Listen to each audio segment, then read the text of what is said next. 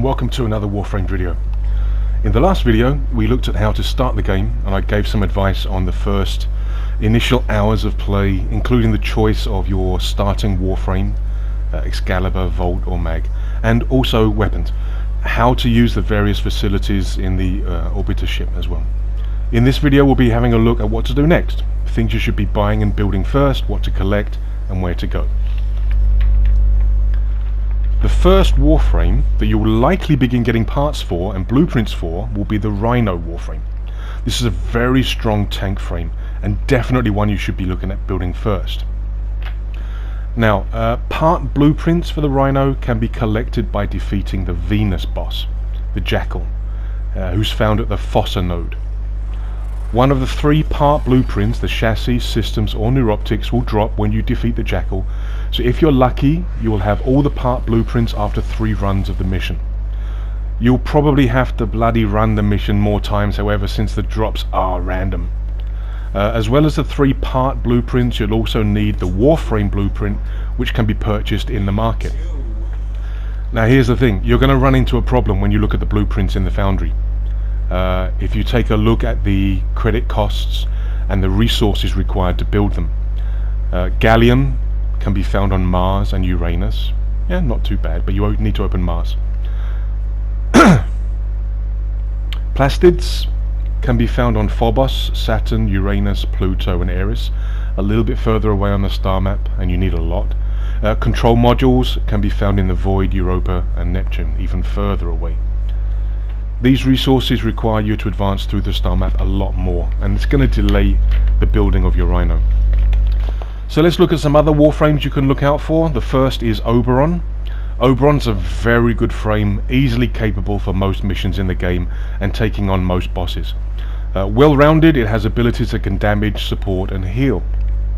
Now Oberon's part blueprints will drop from Eximus enemies.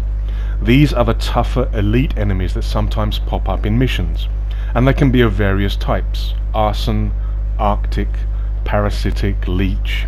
The drop rate's not high, it's about 1%, but if you kill enough of them you're going to get all 3 part blueprints for Oberon pretty quickly. Again, the Warframe blueprints available in the market. Another frame to try and get as soon as possible is Loki. His part blueprints drop from the Neptune boss, the Hyena pack. Now Neptune is very far away, so this would be a frame to look for if you have platinum from trading or by using real money. A very good Warframe, but he's sneaky instead of tanky. He has an invisibility ability that can really help you on missions. As well as these, you should look into getting the Carrier companion fairly quickly. He really helps in terms of ammo generation, good for missions and for certain ammo hungry weapons. Speaking of weapons, what weapons should you invest in first as you start playing the game? There's a lot to choose from. As you complete missions and junctions, you rank up your Warframes and weapons, you get affinity. This affinity is used to raise your mastery rank, or MR. The higher your MR, the more weapons you have access to. One of the best early melee weapons can be obtained at MR2, very early, the Dual Zorans.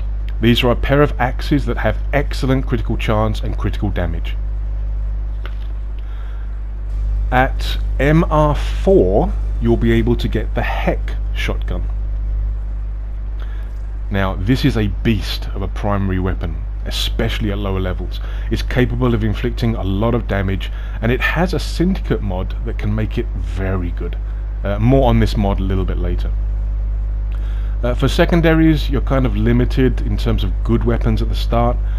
You can get the Atomos at MR5. This is a beam weapon, can hit multiple enemies and can cause pretty good damage. You could also look at the Sonicor, which is MR2. This is a lot of fun. It's got sonic blasts, it throws people everywhere, but it does require a lot of resources and it may not be easy to get early on. Another thing to look at when you start playing after a while are the syndicates. These are available at MR3, and these are factions that you can join to get access to special weapons, mods and weapon components.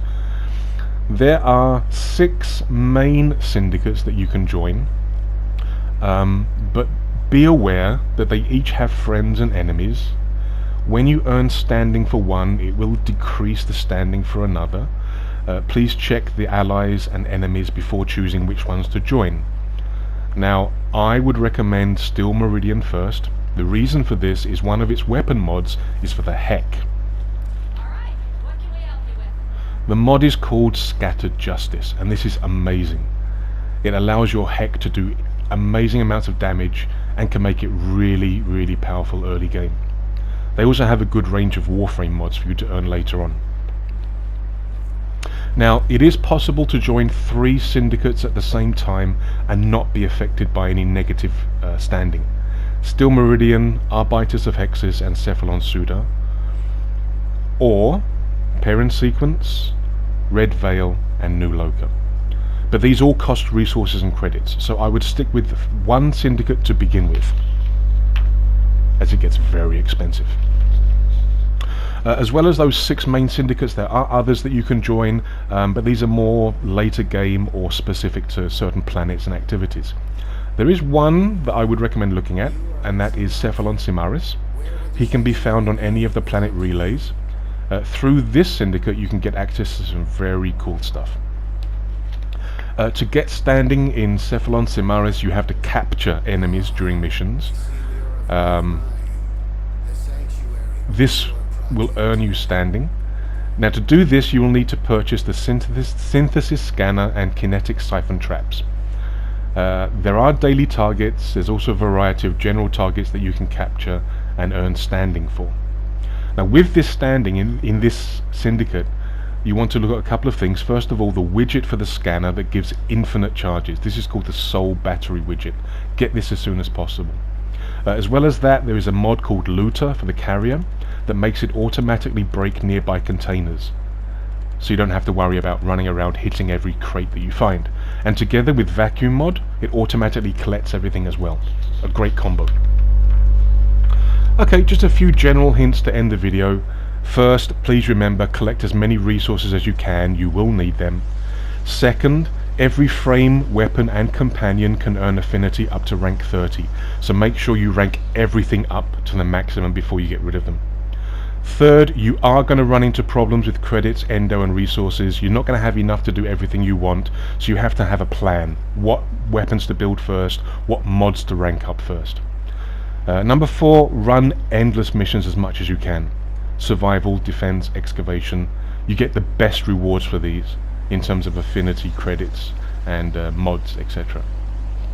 Well, hopefully this video will make your continued play in Warframe more fun.